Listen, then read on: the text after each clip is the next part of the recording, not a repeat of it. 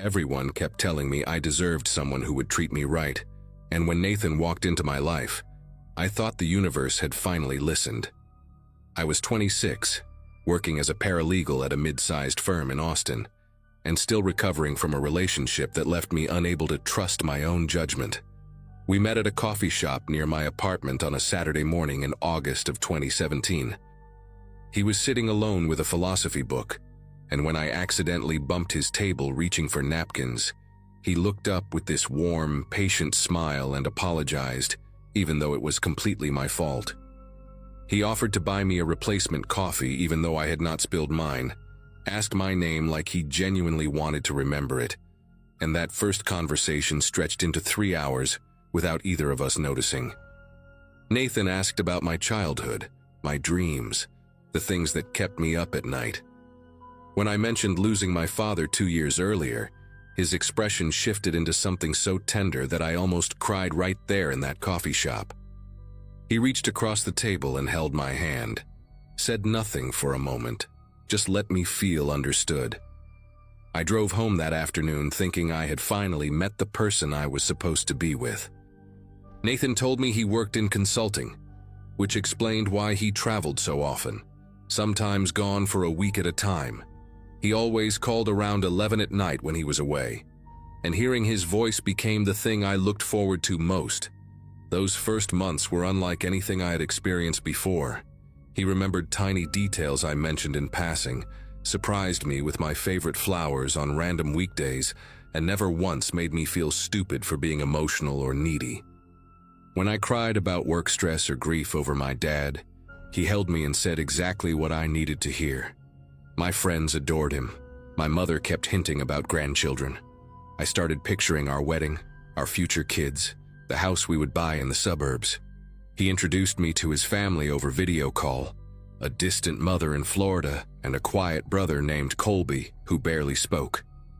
Nathan said his family had always been complicated, that they were not close, and I understood because mine had its own fractures too. 6 months in, he handed me a key to his apartment and told me he had never felt this way about anyone in his entire life. I remember holding that key and feeling like everything broken inside me was finally starting to heal. The first crack appeared around month 8, so small I almost missed it. We were at dinner with my coworker Beth and her husband, and I made a joke about Nathan being terrible at cooking. Everyone laughed, including him, but on the drive home he went completely silent. When I asked what was wrong, he said nothing at first, just kept his eyes on the road.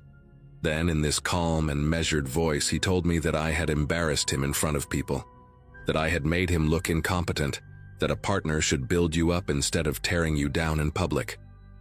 I was so caught off guard that I apologized immediately, even though part of me knew the joke had been harmless. He accepted my apology, squeezed my hand, and by the time we got home, he was back to his normal self, making tea and asking about my day like nothing had happened. I told myself I had been insensitive, that I needed to be more careful with his feelings. But something about the way he had delivered those words stuck with me. There was no anger in his voice, no raised tone. Just this flat, rehearsed quality, like he had given that speech before and knew exactly how it would land. After that night, I started noticing patterns I had been blind to. Nathan was incredibly attentive when I was happy, when things were going well, when I was grateful and affectionate toward him. But whenever I was upset about something unrelated to us, whenever I needed support that did not involve praising him or making him feel needed, he became distant and impatient. I remember calling him once after a terrible day at work, crying because a case I had spent months on fell apart, and his response was to ask if I had picked up his dry cleaning like I promised. When I said I forgot because of everything happening, he sighed and told me he understood, but his voice had this edge to it, this quiet disappointment that made me feel guilty for being upset in the first place. I started keeping my problems to myself. I stopped calling him when I was sad. I learned to perform happiness around him because that was the only version of me he seemed to want. My friends noticed I was quieter, that I laughed less, but when they asked if everything was okay, I said yes because I did not know how to explain what was happening. I did not even have words for it yet.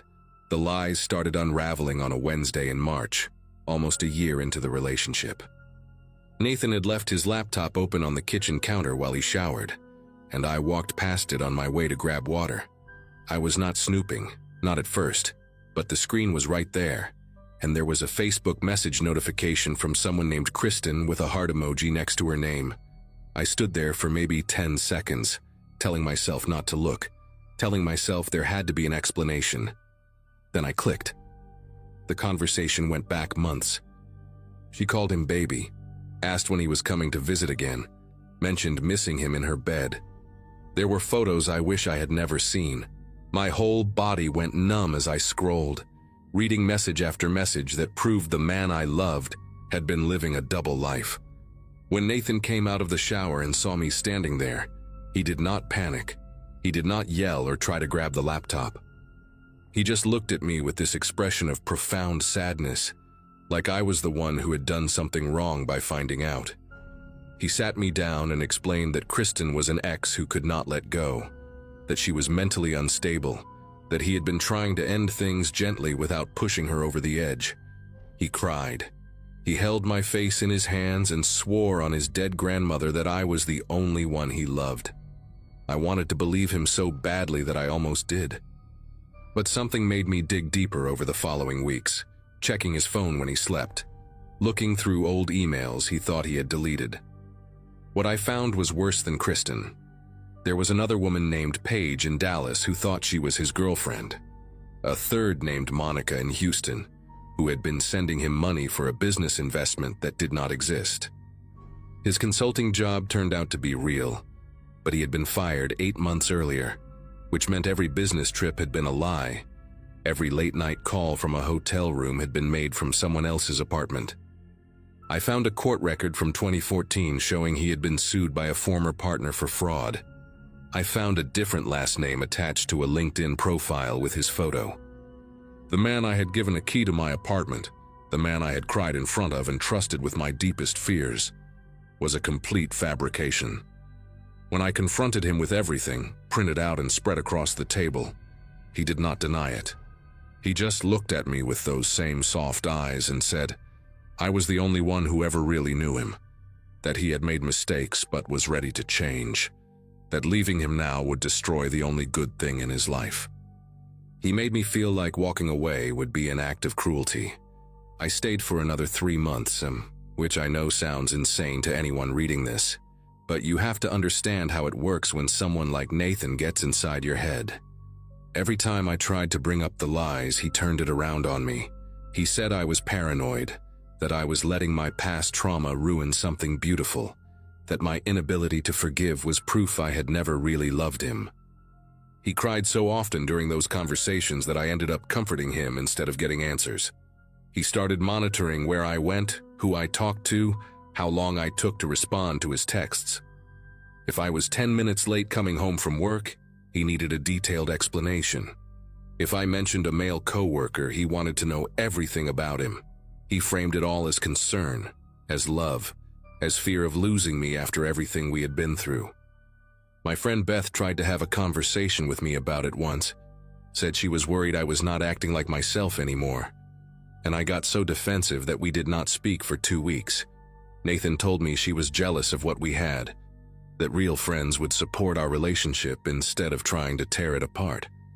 I believed him because believing him was easier than admitting I had wasted a year of my life on someone who did not exist. The isolation happened so gradually that I did not notice until it was complete. My mom and I used to talk every Sunday, but Nathan always seemed to need me during those calls, always had some small emergency that required my attention. I stopped reaching out to friends because explaining why I could not meet up was exhausting, and Nathan's disappointment when I made plans without him was unbearable. He never told me I could not see people. He just made it so uncomfortable that avoiding everyone felt like the path of least resistance. I lost weight because I was too anxious to eat. I stopped sleeping through the night because I never knew which version of him I would wake up next to. Some mornings he was the Nathan I fell in love with, affectionate and attentive, making me breakfast and telling me how lucky he was. Other mornings he was cold and distant, answering my questions with one word, making me feel like I had done something wrong without ever telling me what. I spent hours analyzing my own behavior, trying to figure out what triggered the switch, convinced that if I could just be better, calmer, more understanding, he would go back to being the man I met in that coffee shop. That was the trap. I kept chasing someone who had never been real in the first place. The day everything broke was a Sunday in June, almost 18 months after we first met. I had gone to brunch with Beth, the first time I had seen her in months, and I made the mistake of not telling Nathan beforehand. When I came home, he was sitting in the dark living room just waiting. He did not yell. That was the thing about Nathan, he almost never raised his voice. He just asked me where I had been, who I was with, why I had lied to him. I told him I had not lied, that I just forgot to mention it, and he laughed in this quiet, hollow way that made my stomach turn. He said he knew I was seeing someone else, that Beth was probably covering for me, that he had given me everything, and this was how I repaid him. I tried to argue, tried to show him the receipt from the restaurant, but he was not interested in proof. He grabbed my phone out of my hand and started going through my messages, my photos, my emails. When I reached for it back, he shoved me into the wall. Not hard enough to leave a mark, just hard enough to make me understand that he could. He looked at me afterward with this wounded expression, like I had forced him to do it, like my behavior had given him no choice. That was the moment I finally understood what I was dealing with. I was not in a relationship, I was in a cage, and the door had been locked for longer than I realized. I started planning my exit in secret, which felt insane because I kept telling myself I was overreacting. Normal people do not have to plan escapes from their boyfriends. Normal people do not hide cash in tampon boxes or memorize the location of the nearest police station. But some instinct I did not fully trust was screaming at me to be careful, to not let him know I was leaving until I was already gone. I reached out to Beth and told her everything, every lie, every manipulation, the shove against the wall. She did not judge me.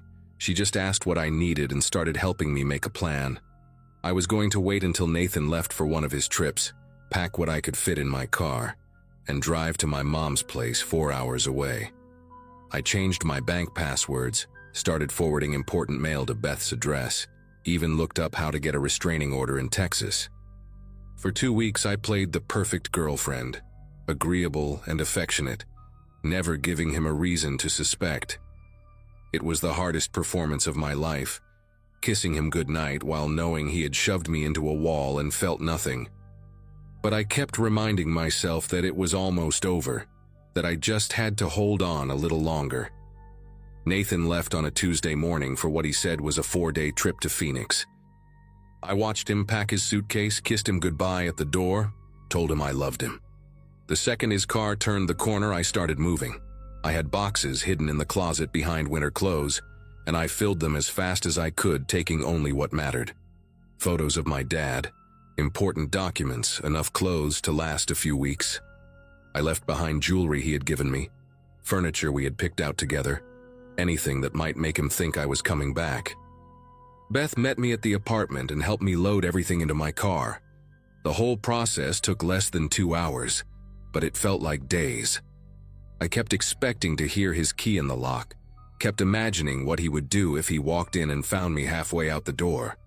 When I finally drove away from that apartment complex, I cried so hard I had to pull over twice. Not because I missed him, but because I realized how close I had come to disappearing completely. The person I was before Nathan felt like a stranger, someone I had abandoned without even noticing. I left my key on the kitchen counter next to a note that said only 2 words. I am done. No explanation, no apology, nothing he could use against me later. The drive to my mom's house was the longest 4 hours of my life, and for weeks afterward I kept waiting for the other shoe to drop. Nathan called 47 times in the first 3 days. He left voicemails that cycled through every emotion, begging and crying, and then cold and threatening, and then sweet again, promising he would change if I just gave him one more chance. I blocked his number, and he created new ones. I blocked those too.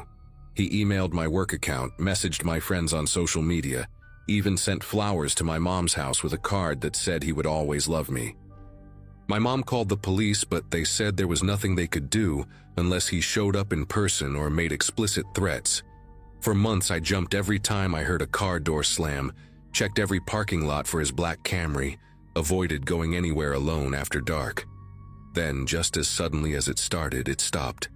The calls, the messages, the flowers, everything went quiet. I never heard from Nathan again. I do not know if he found a new target, got arrested for something else, or simply decided I was not worth the effort. Sometimes I search his name online just to see if anything comes up, and I always find nothing.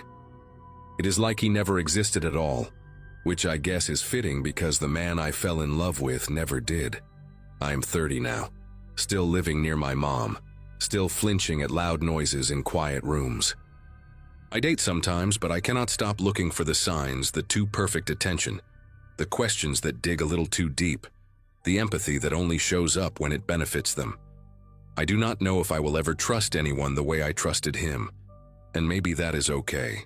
Maybe surviving someone like Nathan means carrying a piece of that fear forever, like a scar that never fully fades. I just hope whoever reads this recognizes something before it is too late. The warning signs are always there. We just have to stop telling ourselves we are imagining them.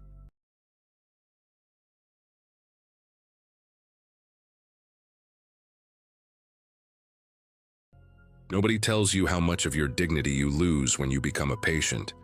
I had been dealing with lupus for about 6 years by the time they transferred me to St. Matthias Regional in late October 2017. My rheumatologist back home in Tennessee had done her best, but my kidneys were starting to show signs of involvement, and she wanted me under the care of someone who specialized in autoimmune nephrology. The name Dr. Wesley Pratt came up almost immediately. The man had published dozens of papers, trained at Johns Hopkins, and had this reputation that made nurses speak about him in hushed, reverent tones. When I found out I was being assigned to his care, I remember feeling relieved. My mom called crying happy tears. We thought I had won some kind of lottery. I was 34, scared out of my mind about what was happening to my body, and I genuinely believed this man was going to save me. The first week, everything seemed perfect. He was attentive, thorough, asked questions nobody had ever thought to ask. I told my husband Greg on the phone that I finally felt like I was in good hands. The shift happened so gradually that I almost missed it. Around the second week of my stay, I started noticing small things. My evening medication, which I had been taking at 8 for years, kept arriving late. Sometimes 9, sometimes closer to 10. When I mentioned it to the nurses, they just said Dr. Pratt had adjusted the schedule. Fine, I thought. He knows best.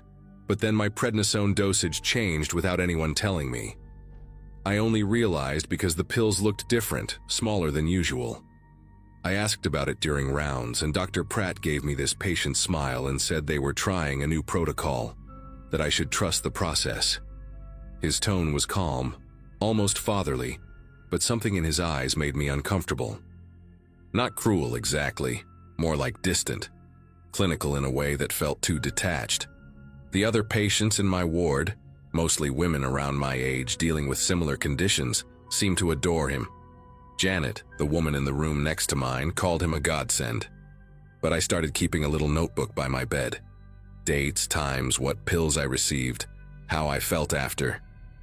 I told myself I was being paranoid. I really wanted to believe that. The third week is when Janet got worse. She had been doing well, or at least that is what everyone kept saying. Her color was good. She was walking the halls with me in the afternoons, talking about her grandkids back in Georgia. Then one morning I woke up to commotion outside my room.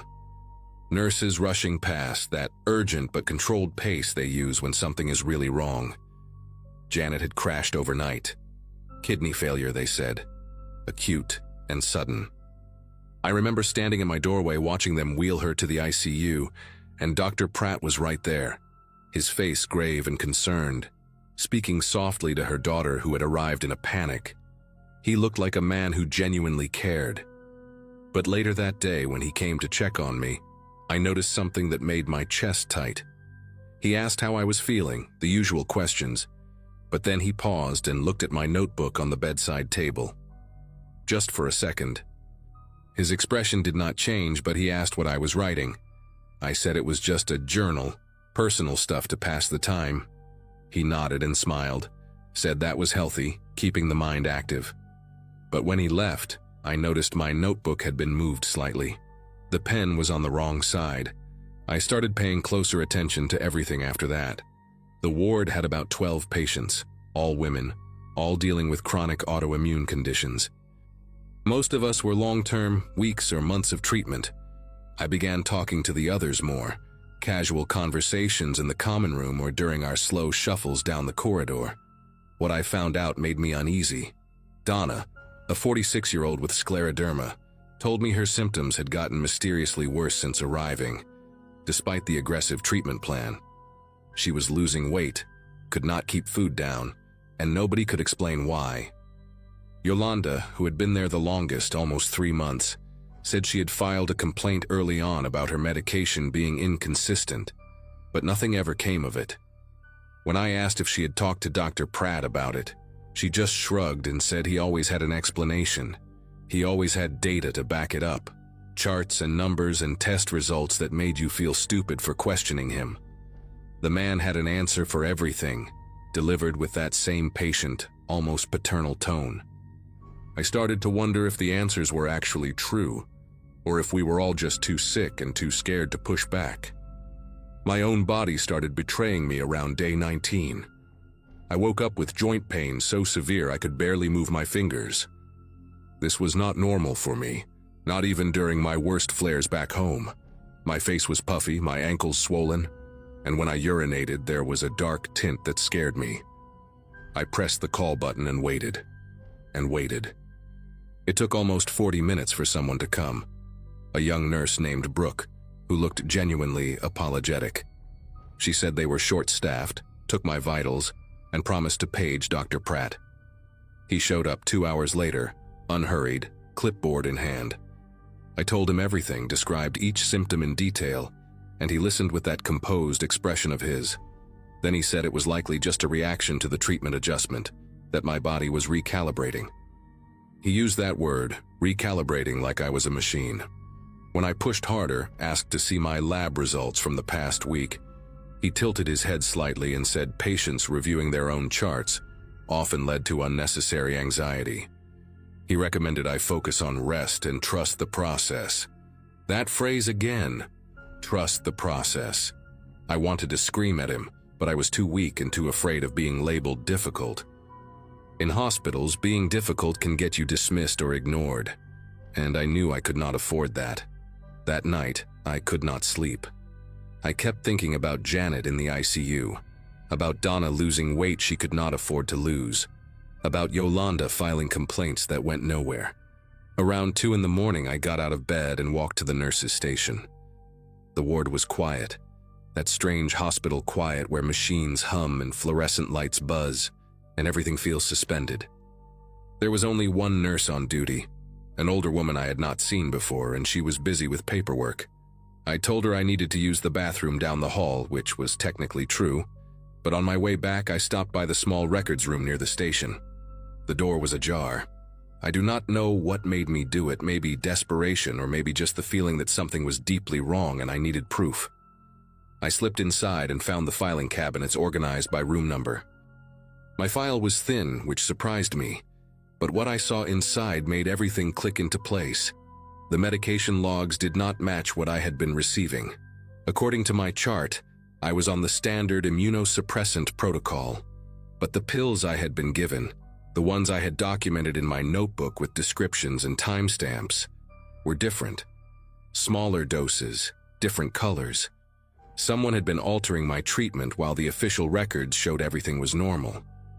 I stood there in that dim records room with my heart pounding so loud I was sure someone would hear it. My first instinct was to take the file, to have proof, but I knew that would be noticed immediately.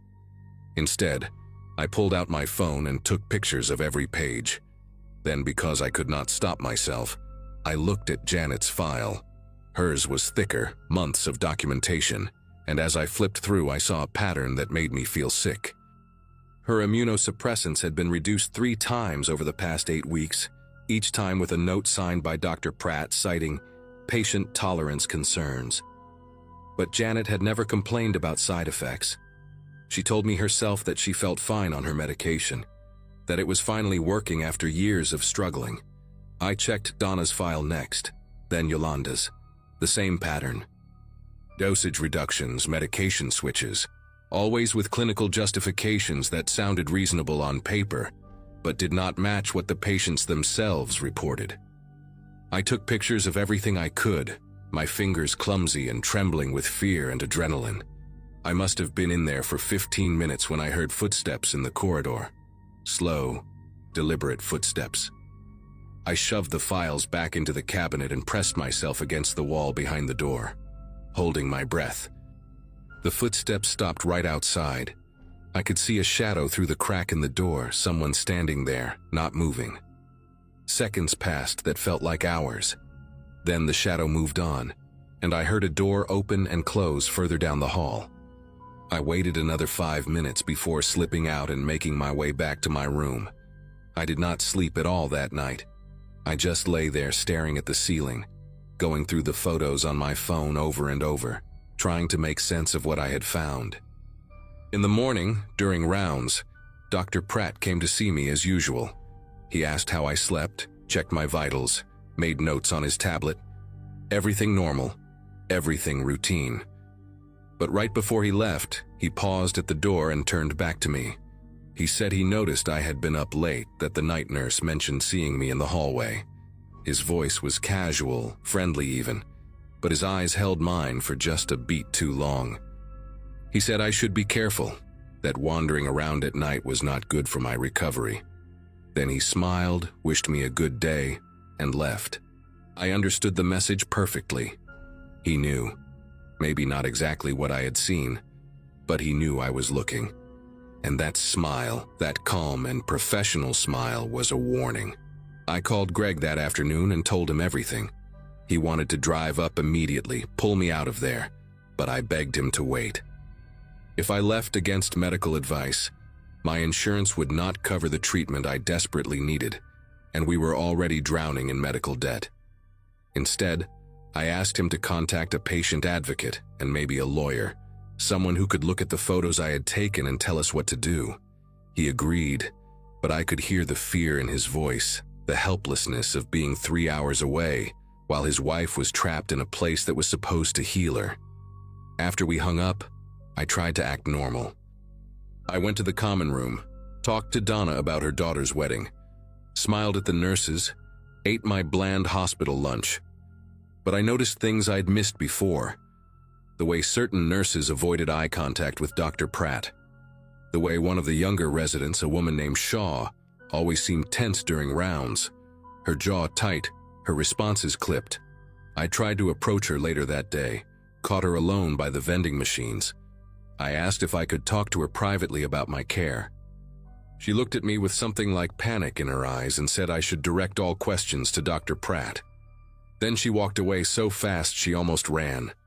That told me more than any file could. The staff knew. Maybe not all of them.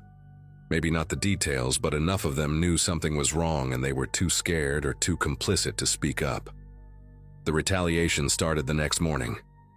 A nurse I had never seen before came in at 6 to draw blood, said it was for additional testing ordered by Dr. Pratt. She took 4 vials, which seemed excessive, but what could I say? An hour later, another nurse came with new medication, pills I did not recognize. When I asked what they were, she checked her chart and said it was a new anti-inflammatory, that Dr. Pratt had added it to my regimen. I pretended to take them, tucked them under my tongue and spit them out as soon as she left. I hid them in my pillowcase, planning to have them analyzed later. By noon, I was called for an unscheduled MRI, then an ultrasound, then more blood work. I spent the entire day being shuttled from one test to another, exhausted, dehydrated, my veins bruised from needles. Nobody would tell me what they were looking for. Every time I asked, I got the same answer. Dr. Pratt ordered it. By evening, I was too weak to eat. I just lay in my bed watching the door, flinching every time someone walked past. Greg texted to say the lawyer wanted to see the photos but needed more context. I started typing out everything I knew, every suspicion, every piece of evidence. But my vision was blurring and my fingers would not cooperate. Something was wrong with me, worse than before, and I knew it was not my lupus. It was him. He was doing something to me, and I could not prove it fast enough. What saved me was Greg ignoring my advice. He drove up that night without telling me, walked into the hospital around 10, and demanded to see me. When I heard his voice in the hallway arguing with a nurse, I started crying. He found me in my room looking like death, his words not mine, and he lost it. He started taking pictures of my bruised arms, the untouched food trays, my swollen face. He called the hospital administrator's emergency line and threatened to contact the state medical board, local news, anyone who would listen. Within an hour, there were people in my room I had never seen before. An administrator, a different doctor, someone from patient relations. Dr. Pratt was notably absent. They ran new tests, real tests this time, and found that my potassium levels were dangerously low, that I was severely dehydrated, that my kidney function had declined significantly since admission. The new doctor, a woman named Schultz who looked horrified as she reviewed my chart, ordered IV fluids and adjusted my medications immediately. She kept asking who had authorized certain tests, certain drugs, and nobody could give her a straight answer. I was transferred to a different hospital 2 days later, and I have never set foot in St. Matthias again. Here is the part that still keeps me awake. Nothing happened to Dr. Wesley Pratt. My lawyer sent the photos and documentation to the medical board, and an investigation was supposedly opened. But months passed with no updates. When I finally got a response, it said the investigation found insufficient evidence of misconduct. The official records, the ones he controlled, showed that my care had been appropriate and within standard protocols. My word against his, my little notebook against his decades of published research and sterling reputation. Janet died 6 weeks after I left, kidney failure listed as the cause. Donna was discharged and passed away at home 3 months later, complications from her condition. Yolanda, I never heard from again. I looked up Dr. Pratt last year just to see. He is still practicing, still publishing papers, still receiving awards.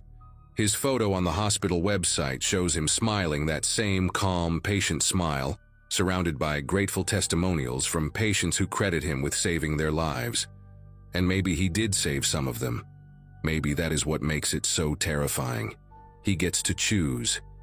He sits in that white coat, behind that clipboard, and he decides who gets better and who does not.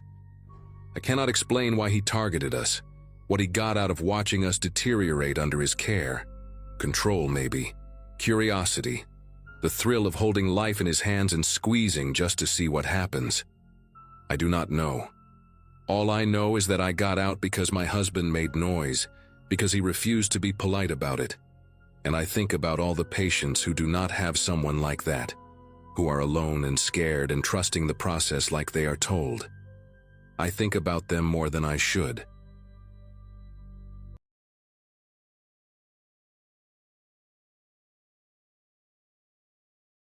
That winter, life felt small and repetitive in my town. The kind of place where everyone recognizes your truck before they remember your name. I was working long shifts at a local supply store, saving money and trying to keep my head down after a rough year. Most days followed the same rhythm. Early mornings, dusty shelves, familiar faces, and the quiet comfort of routine. People here value predictability, and anything that breaks it gets noticed fast. I didn't have many close friends, just coworkers I nodded to and neighbors I waved at from a distance. The town itself felt frozen in time, and I thought that made it safe. Looking back, that sense of safety was mostly an illusion built on habit. There was a guy everyone knew who spent a lot of time at the store next door, a family-owned diner that doubled as the town's social hub. His name was Evan, and he stood out without really trying. He wore the same faded jacket year-round and talked a little too loud, laughing at his own jokes before anyone else could react. He wasn't threatening, just awkward, always hovering near booths where he wasn't invited. Some people were polite, others clearly annoyed, but nobody took him seriously enough to really engage. I'd see him staring at people longer than necessary, like he was trying to memorize how they reacted to him. At the time, it felt uncomfortable but harmless, just another odd character in a small town. Over time, the complaints started stacking up, mostly whispers at first and then angry conversations behind closed doors. The diner owners finally called the local authorities after Evan refused to leave one afternoon and caused a scene over a seat he thought was his. Word spread fast, as it always does, and soon everyone knew he'd been escorted out and warned not to come back. I remember seeing him outside later that day, pacing near the parking lot, his face red and his jaw clenched. He kept muttering to himself, pointing at the windows as people ate inside. Something about the way he looked at that building made my chest feel tight, like he was nursing a wound nobody else could see. Still, most of us assumed he'd disappear and move on. The day everything happened started like any other, quiet and gray, with the town waking up slowly. I stopped by the diner before work, thinking about nothing more than coffee and breakfast. Conversations were low, plates clinked, and the smell of grease hung in the air. A few regulars joked about how peaceful it felt without Evan around, which earned some nervous laughs. I remember noticing how calm everyone seemed, as if a problem had already been solved just by removing it from sight. None of us realized how much anger had been building outside our routines, waiting for a reason to come back inside. I had just finished eating when the front door swung open harder than usual, the bell above it ringing sharp and uneven. Evan stood there, looking thinner somehow, like the weeks away had stripped something from him. His jacket was gone, replaced by a dark hoodie that didn't quite fit right, sleeves hanging past his wrists. He scanned the room slowly, not like someone searching for a seat, but like someone counting. The chatter faded into an uneasy hush, forks pausing halfway to mouths. I remember the smell of burnt coffee suddenly feeling stronger, almost sour, as if the air itself had changed. No one greeted him and no one told him to leave. He started talking, not shouting at first, but speaking with a strange certainty, naming people like he was reading from a list. He accused them of laughing at him, of looking down on him, of pretending he didn't exist. His voice cracked in places, then steadied again, sharper each time. I noticed his eyes were glassy but focused, locked on faces that had clearly forgotten him already. When someone told him to calm down, he laughed, a quick sound that didn't match the situation.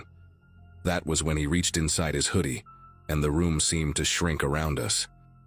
Chairs scraped back, and a few people bolted for the side door. The noise that followed was loud and chaotic, nothing like movies or news clips make it seem.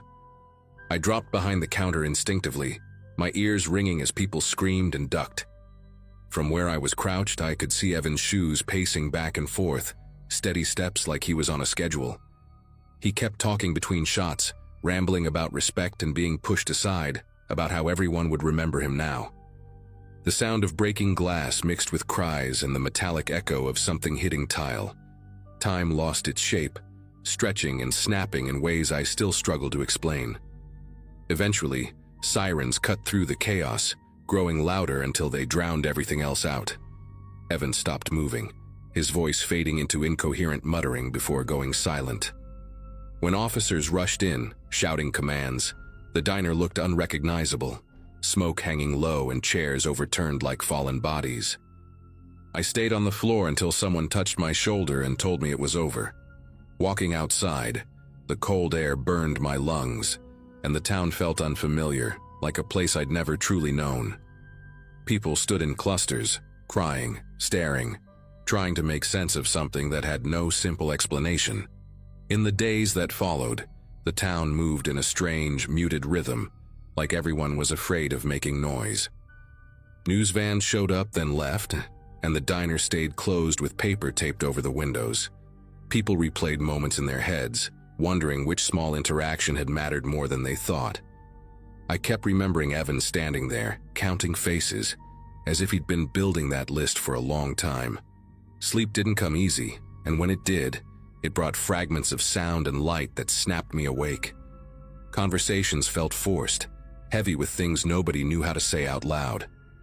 It became clear that pretending someone is harmless doesn't make them harmless. Authorities released bits of information slowly, talking about how Evan had been removed after multiple complaints, and how he'd fixated on the idea of being wronged. They used words like grievance and isolation, explaining patterns most of us had never wanted to see up close. What hit me hardest was learning how often he'd come back after being banned, standing outside and watching people eat. He had written notes about who sat where and who avoided eye contact. None of that sounded like madness in the way people imagine it, just obsession left alone for too long. The town had treated him like background noise until he made himself impossible to ignore. I went back to the diner weeks later when it reopened. Stepping inside felt heavier than I expected. The layout had changed. New glass, different tables, as if rearranging things could reset what happened there. Some of the regulars never returned, and others sat quietly, eyes down, eating in silence. The owners thanked everyone for coming back, voices tight with emotion, trying to sound normal. Sitting there, I realized how easily routines can hide danger, how comfort can turn into blindness. Evan wasn't born into that moment. It was shaped by years of being dismissed, and none of us noticed the pressure building. What stays with me now isn't just the violence, but the warning signs that were visible in hindsight. The way resentment grew into entitlement, how fixation fed on every perceived slight. I still live here, still work nearby, but I pay attention differently. When someone lingers too long, when anger simmers instead of fading, I don't brush it off anymore. This story doesn't have a clean lesson or a neat explanation, just a reminder of how quickly neglect can turn into tragedy. The town healed enough to function, but it never returned to what it was. Some things, once broken, only settle into a new shape.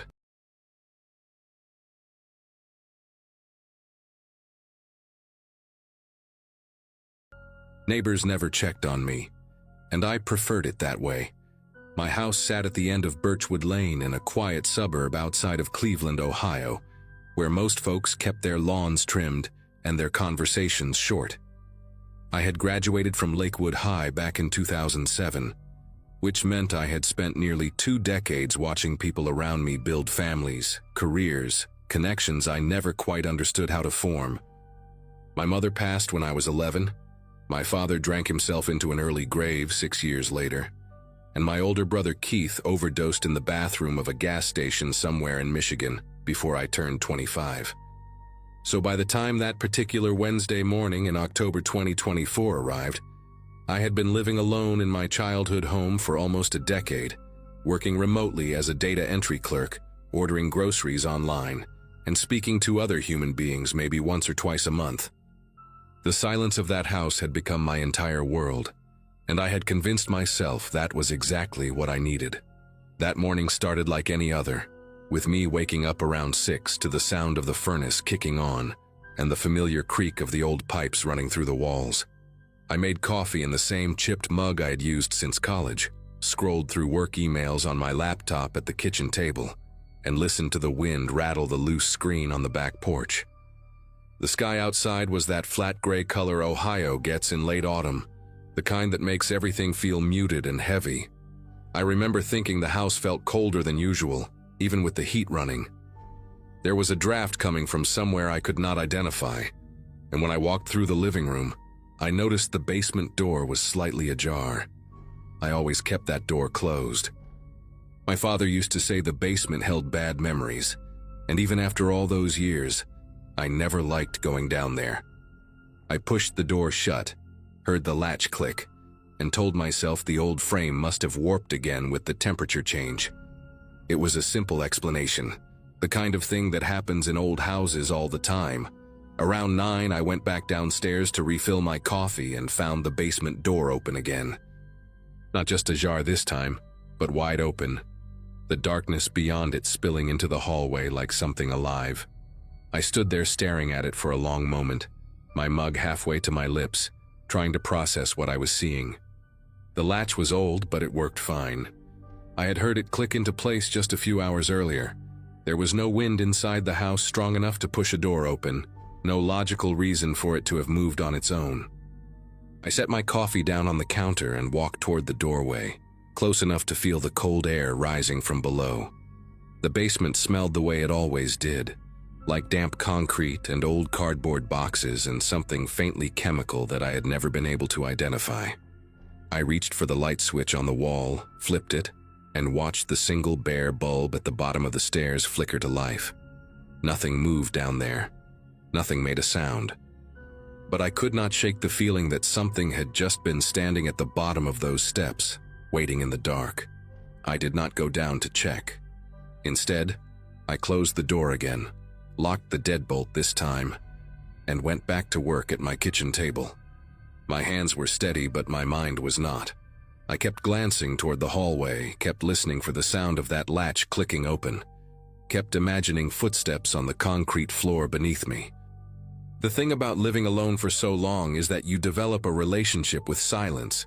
You learn its textures, its rhythms, the difference between the quiet of an empty house and the quiet of a house that is holding its breath. That morning, the silence had changed.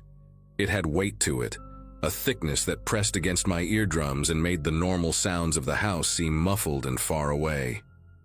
I tried to focus on my spreadsheets, on the endless columns of numbers that paid my bills and filled my hours, but I kept making mistakes, transposing digits, skipping rows, losing my place in the data.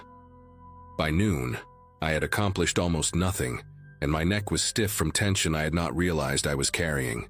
I decided to make lunch just to give myself something normal to do. I was standing at the stove heating up a can of soup when I heard a voice from the living room. It was faint, barely above a whisper, but I heard it clearly enough to make out the words. Someone said my name. Not my full name, but the nickname my mother used to call me when I was a child, the one nobody else in the world had ever used. Tommy Bird. She called me that because I used to wake up early and sit by the window watching the sparrows in the backyard, and she said I chirped just like them when I got excited about something. I had not heard that name spoken out loud in over 20 years. I turned off the burner and stood completely still, the can of soup forgotten, listening so hard my ears started to ring. The house was silent again. No footsteps, no breathing, no rustle of movement. Just that heavy, waiting quiet that had settled over everything since morning. I told myself I had imagined it. I told myself the isolation was getting to me, that I needed to go outside, talk to another human being, do something to break the pattern of my days. But deep down, in the part of my brain that still remembered what my mother's voice sounded like, I knew what I had heard. I found him in my mother's old bedroom. I had kept that room closed since she died, the door locked, everything inside exactly as she left it. Her reading glasses on the nightstand, her slippers by the bed. The framed photograph of Keith and me as children, taken at Cedar Point the summer before everything started to fall apart. I never went in there, never opened that door, because doing so would mean accepting that she was really gone. But that afternoon, I walked down the hallway and saw the door standing wide open, light from the window spilling out into the corridor, and there was a man sitting on her bed.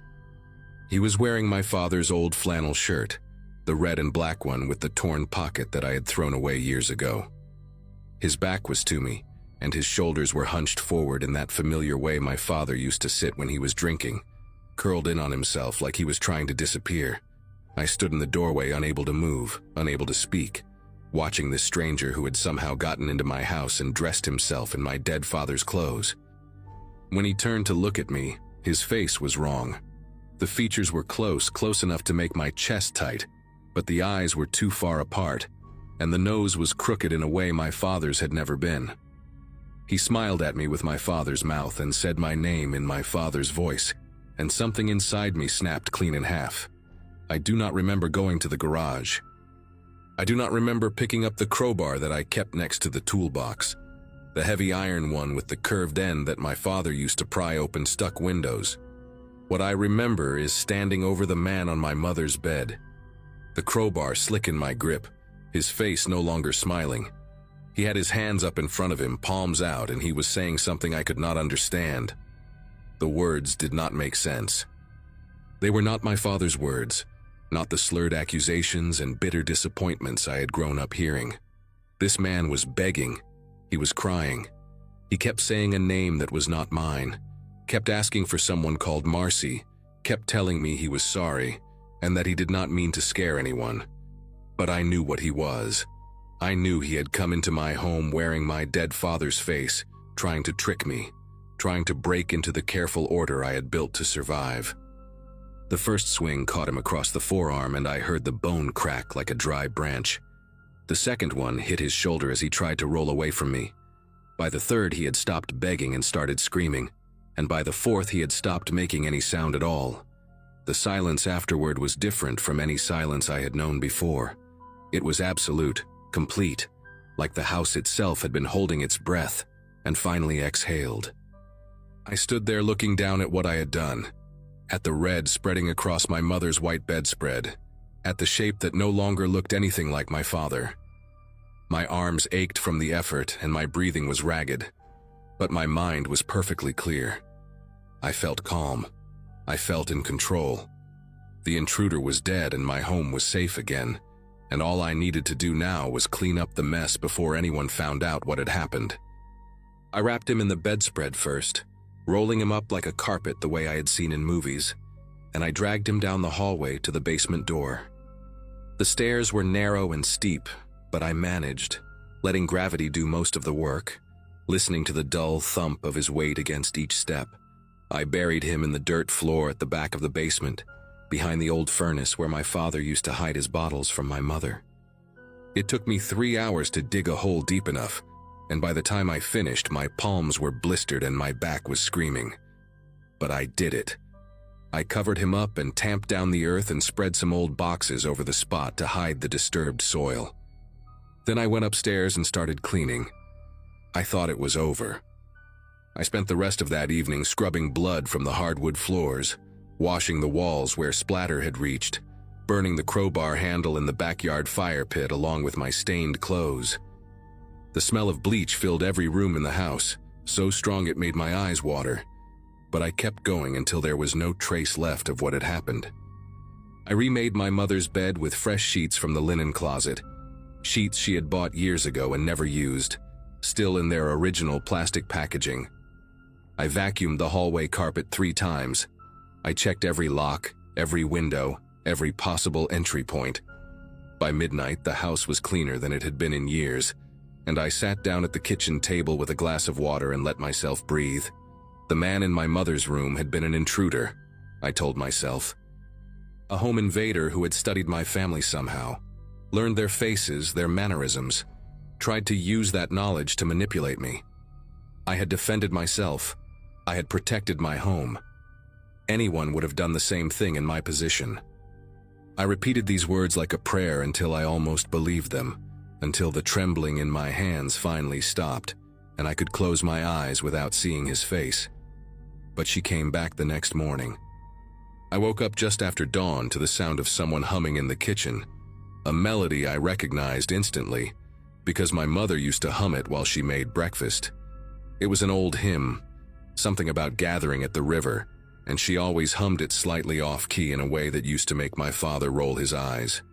I lay in bed, listening to that sound, my heart pounding so hard I could feel it in my throat, telling myself it was impossible. The man was dead. I had buried him myself. There was no one else in the house, no one who could know that song or hum it in that particular way. But when I finally gathered the courage to walk down the stairs, I found a woman standing at the stove with her back to me. She was wearing my mother's old blue robe, the one with the worn elbows and the coffee stain on the sleeve. Her hair was gray and thin, pinned up in a loose bun the way my mother used to wear hers. She turned when she heard me on the stairs, and her face was almost right. Almost. The shape of the jaw was too narrow and the wrinkles fell in slightly different patterns, but the eyes were the same pale blue I remembered from my childhood. She smiled at me and asked if I wanted eggs for breakfast, and her voice was so close to my mother's that I had to grab the banister to keep from falling. This time I did not hesitate. I walked past her to the kitchen drawer where I kept a utility knife, the kind with the retractable blade that I used to open packages. She watched me with that almost familiar face, still smiling, still holding a spatula in one hand like she belonged there. She asked me what was wrong, called me Tommy Bird again, said I looked pale and maybe I should sit down and eat something. The sound of that name in her mouth made something in my chest turn to ice. I told her to stop. I told her I knew what she was, that she and the man from yesterday were part of some sick game, some conspiracy to drive me insane by wearing the faces of my dead family. She looked confused, genuinely confused, and she put down the spatula and took a step toward me with her hands raised like she was approaching a frightened animal. She said her name was Barbara. She said she lived 2 streets over, and she had seen my door open and thought maybe I needed help. She said she was sorry if she scared me, that she only wanted to make sure I was okay. But I could see through the disguise now, see the wrongness underneath the surface, the way her movements were just slightly off from the way my mother used to move. I did not let her finish her sentence. The neighbors called the police because of the smell. It took them almost 2 weeks to notice. 2 weeks during which I barely ate or slept, spending every hour patrolling my house for more intruders, more imposters wearing the faces of people I had loved and lost. I had buried Barbara next to the man in the basement, in the dirt floor that was becoming crowded with my family's false reflections. I stopped going outside. I stopped answering emails. I sat in the dark with every curtain drawn, listening to the house settle around me, waiting for the next one to appear. When the police finally knocked on my door, I opened it calmly and invited them inside. I showed them everything. I explained about the intruders, about the disguises, about the careful psychological warfare being waged against me by forces I did not understand. I showed them the graves in the basement and waited for them to congratulate me on defending my home. Instead, they put me in handcuffs and read me my rights, and one of the officers had to step outside to vomit in my mother's rose bushes. The smell was worse than I had realized. I had gotten used to it, the way you get used to anything when you live with it long enough. The man I killed was named Raymond Vickers. He was 61 years old, a retired electrician from 2 towns over who suffered from early-onset dementia. His daughter had reported him missing 3 days before I found him in my mother's room. The police think he wandered into my house through the basement door, which had a faulty latch I never bothered to fix. He was not wearing my father's shirt. He was wearing a red flannel he had owned for years, one his wife bought him for Christmas back in 2015. Barbara Ostrowski was 73, a widow who lived alone and spent her mornings walking the neighborhood looking for people to talk to. She had seen my front door standing open and come inside to check on me, the way a kind person does when they worry about their neighbors. She was not wearing my mother's robe. She was wearing her own blue housecoat, the one her granddaughter gave her for her birthday. I learned all of this during the trial, sitting in a courtroom while lawyers showed photographs and read statements, and tried to explain to a jury why 2 innocent people were buried in my basement. I wanted to tell them they were wrong, that Raymond and Barbara were imposters sent to torment me, but my attorney advised me to stay quiet and let the psychiatrists do the talking. I am writing this from a room with a locked door and a small window that looks out onto a concrete courtyard. The doctors here have given my condition a name, something long and clinical that I cannot remember how to spell. They say I constructed an elaborate delusion to justify acts of violence that came from somewhere deep inside me, somewhere I never knew existed. They say the isolation broke something in my brain, or maybe revealed something that was always broken. They say I am not evil, just sick, and with the right medication and therapy, I might someday understand what I did. But here is the thing that keeps me awake at night, staring at the ceiling while the pills wear off and the darkness presses in. I know what I saw. I know what I heard. That man smiled at me with my father's mouth. That woman hummed my mother's song. They called me by a name that nobody else in the world has ever used. The doctors tell me my mind created those details, filled in the gaps with memories I desperately wanted to believe. Maybe they are right. Maybe I am exactly what they say I am. But sometimes, in the quiet hours before dawn, I hear footsteps in the hallway outside my door.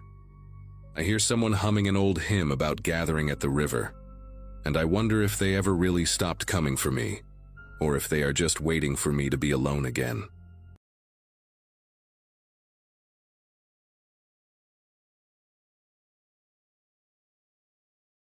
April of 2018 found me celebrating 10 years at Whitmore Financial, a mid-sized accounting firm in Nashville, where I had clawed my way up from entry-level analyst to senior account manager. My daughter had just turned 7 that spring, and my wife and I were finally talking about buying a bigger house now that the student loans were paid off.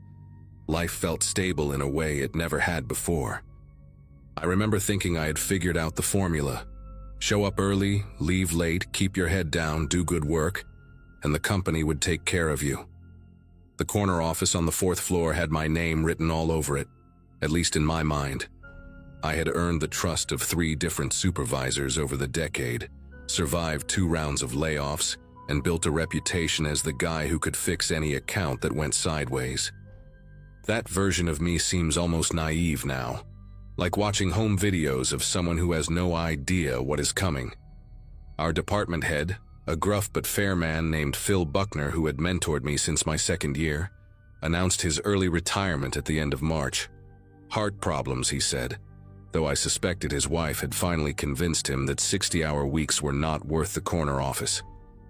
The company brought in his replacement within 2 weeks, a woman named Vanessa Cole, who came with glowing recommendations from a competitor firm in Atlanta. She was maybe 40, always impeccably dressed, with this calm and measured way of speaking that made everything sound reasonable.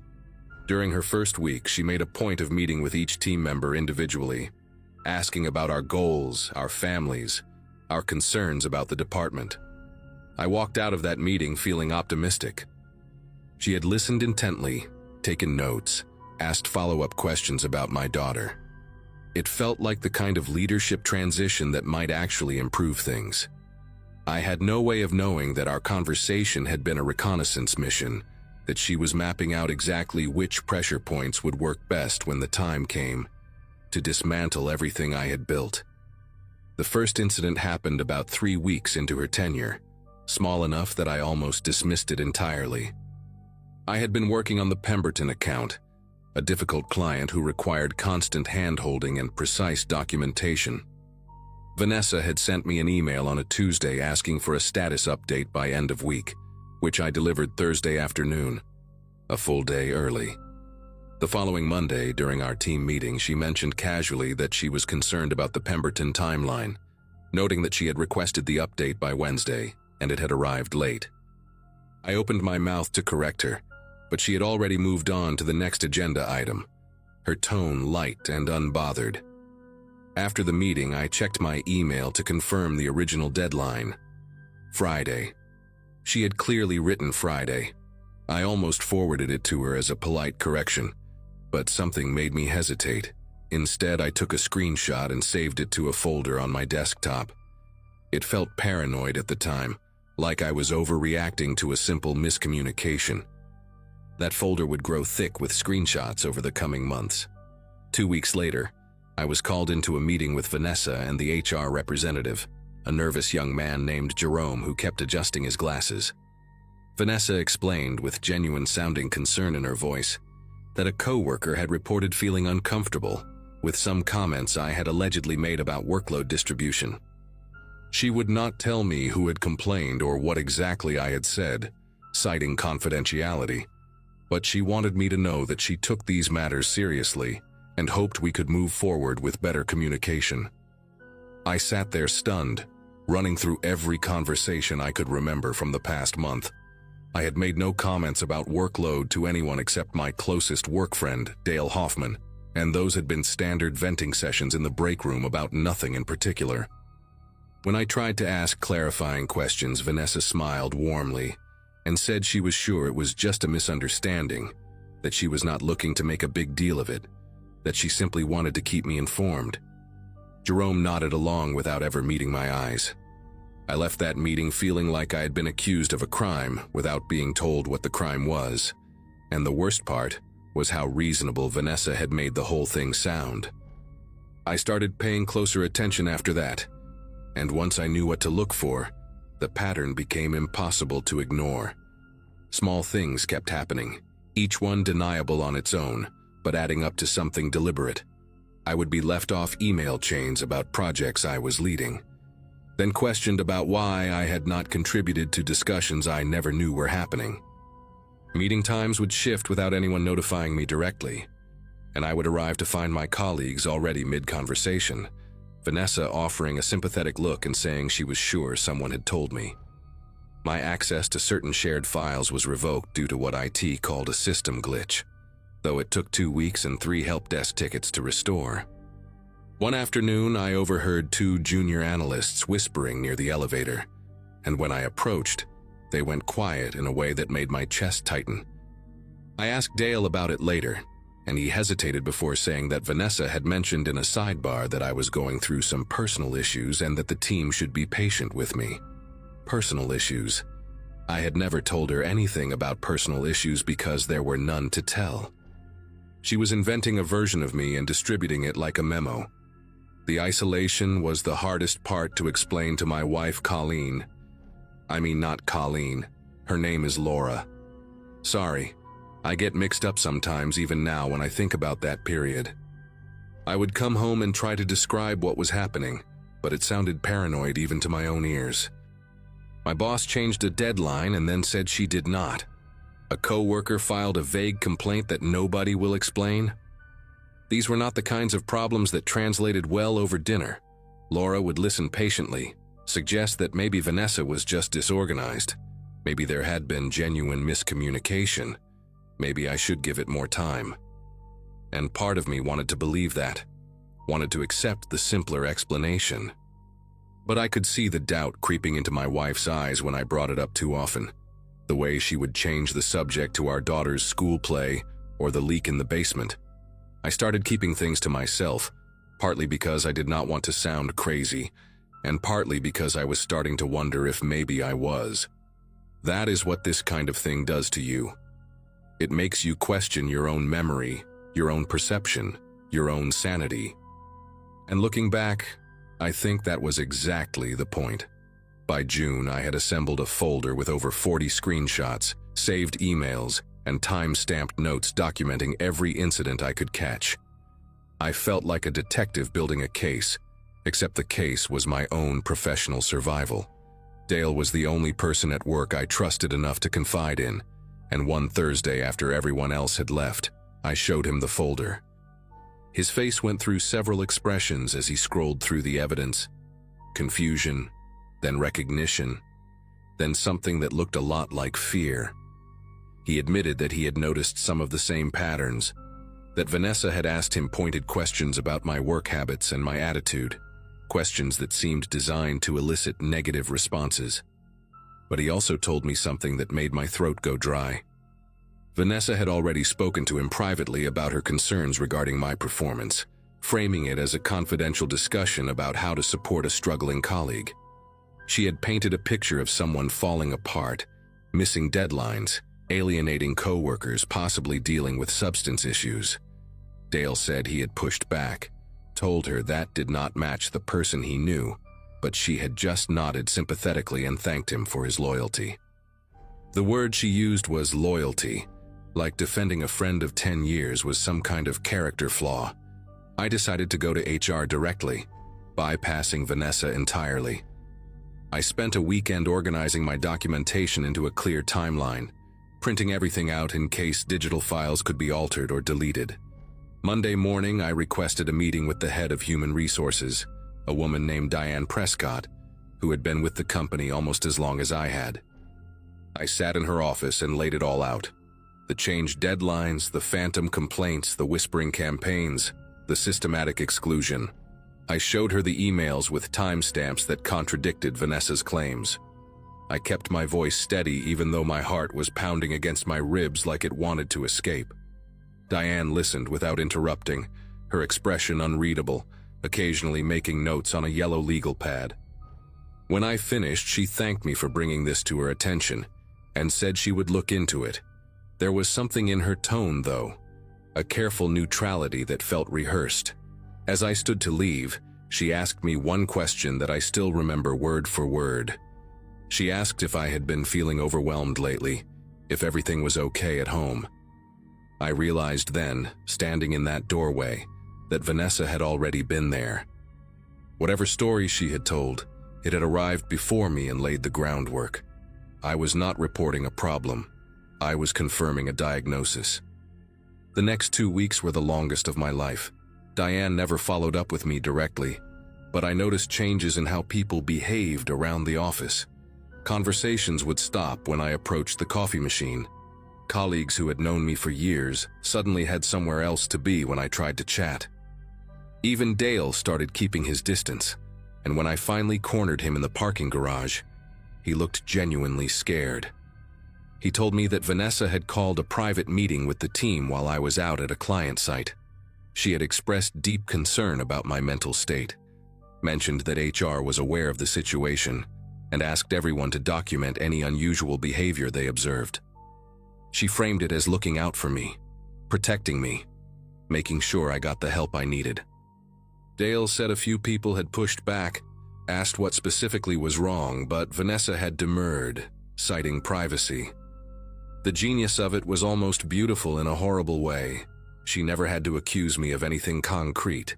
She just created an atmosphere where everyone was watching, waiting for me to slip, interpreting every normal action through the lens of someone who was supposedly unraveling.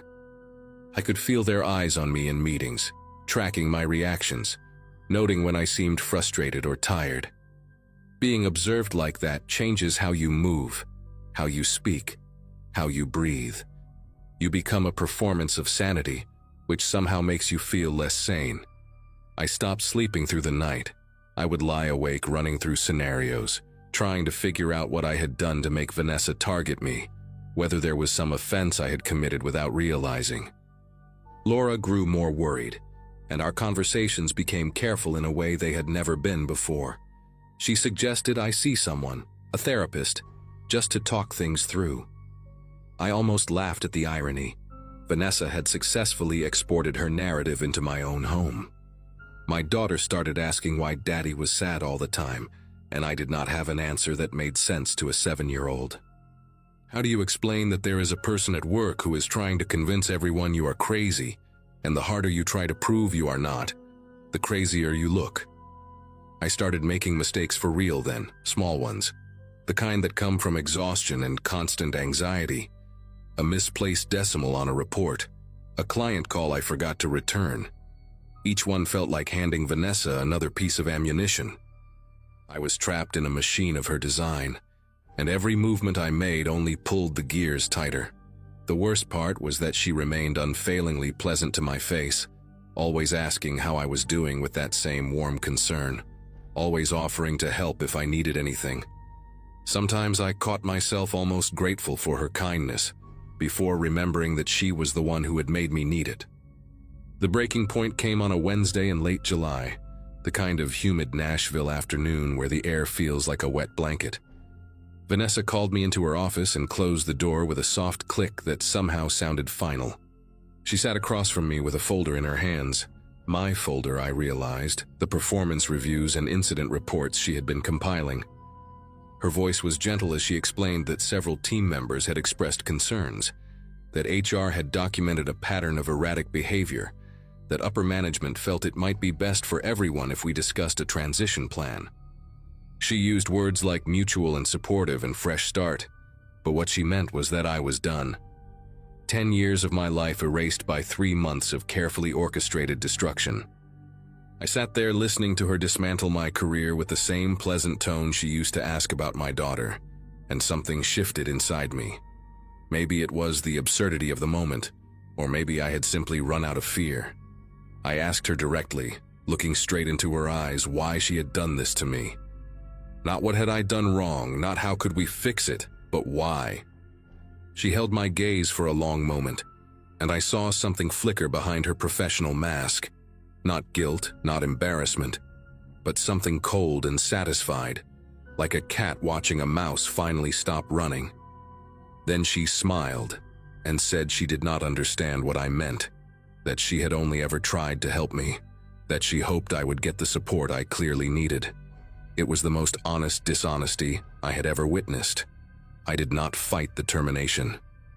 Part of me wanted to hire a lawyer and expose everything, but I knew how it would look. A disgruntled employee with documented mental health concerns making wild accusations against a well-respected supervisor. The narrative was already written, and I was not the author. I took the severance package and signed the papers that said I would not disparage the company. Laura held me that night while I explained what had happened, and for the first time since this all started, she believed me completely. Maybe because she could finally see the full picture, or maybe because losing my job made the stakes real in a way my paranoid-sounding complaints never had. I spent the next 6 months rebuilding, finding a new position at a smaller firm where nobody knew my name or my supposed history of instability. I still think about Vanessa sometimes, wonder if she has done this before, if she is doing it to someone else right now. I looked her up online once and found a glowing profile in a business magazine, an interview where she talked about the importance of employee wellness and creating supportive work environments. I had to close my laptop and walk away before I put my fist through the screen. What I learned from that experience is something I wish I had never needed to know. That there are people in this world who will destroy you not out of anger or revenge, but simply because they can, because it serves some purpose you will never understand, and they will do it with a smile that makes everyone else think they are the hero of the story.